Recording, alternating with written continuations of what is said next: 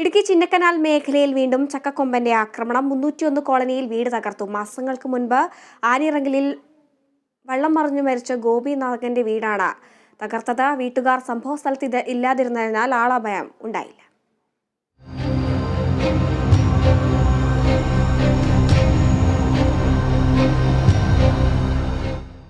കഴിഞ്ഞ രാത്രിയിലാണ് 301 കോളനിയിൽ ചക്കക്കൊമ്പൻ ഇറങ്ങിയത്.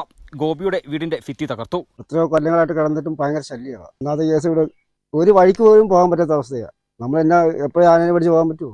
സങ്കടമുണ്ട് ഇത് കാണുമ്പോൾ തന്നെ. എനിക്ക് പറയാൻ വാക്ക് കിട്ടുന്നില്ല. ആക്രമണത്തിന് ശേഷം മണിക്കൂറുകളോളം ചക്കക്കൊമ്പൻ മേഖലയിൽ നിലയുറപ്പിച്ചു. ആക്രമണം നടന്നപ്പോൾ വീട്ടിൽ ആരും ഉണ്ടായിരുന്നില്ല. അതുകൊണ്ട് തന്നെ വൻ ദുരന്തമൊഴിവായി. വീട്ടിലെ അരിയും ഗോതമ്പും ഭക്ഷിച്ചു. കൂടാതെ സാധന സാമഗ്രികളും നശിപ്പിച്ചു.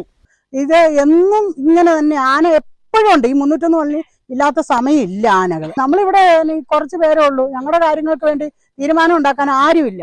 രാഷ്ട്രീയക്കാർ ഇനി വോട്ടിനായിട്ട് മാത്രം ഇങ്ങനെ കയറി വരും. ഞങ്ങൾ ആരും പോകണില്ലെന്ന് തന്നെ തീരുമാനിച്ചിരിക്കുക. എന്നാന്ന് വെച്ചാൽ നമുക്ക് വേണ്ടിയിട്ട് ആരും ഒന്നും ചെയ്തു തരാൻ ആൾക്കാരില്ല. ഏതാനും നാളുകളായി ചക്കക്കൊമ്പൻ ചിന്നക്കനാലിലെ ജനവാസ മേഖലയിൽ പതിവായി ഇറങ്ങുന്നുണ്ട്.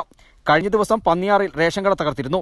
കഴിഞ്ഞ രാത്രിയിൽ ദേവികുളം ലോവർ ഡിവിഷനിൽ കാട്ടാനക്കൂട്ടം കടയ്ക്കും സമീപത്തെ മാനേജർ ബംഗ്ലാവിലെ ഗേറ്റും കാർ ഷെഡും ആക്രമിച്ചിരുന്നു. വേനൽ കനത്തതോടെ മേഖലയിൽ കാട്ടാനശല്യം രൂക്ഷമാണ്. വന്യമൃഗശല്യത്തിന് ശാശ്വത പരിഹാരം കാണാൻ സർക്കാർ നിരവധി പദ്ധതികൾ ആവിഷ്കരിക്കുമ്പോൾ അതൊന്നും നടപ്പിലാകില്ലെന്ന നേർക്കാഴ്ചയാണ് എനിക്ക് പിന്നിലുള്ളത്. Bineesh Antony, Kerala vision news, Idukki.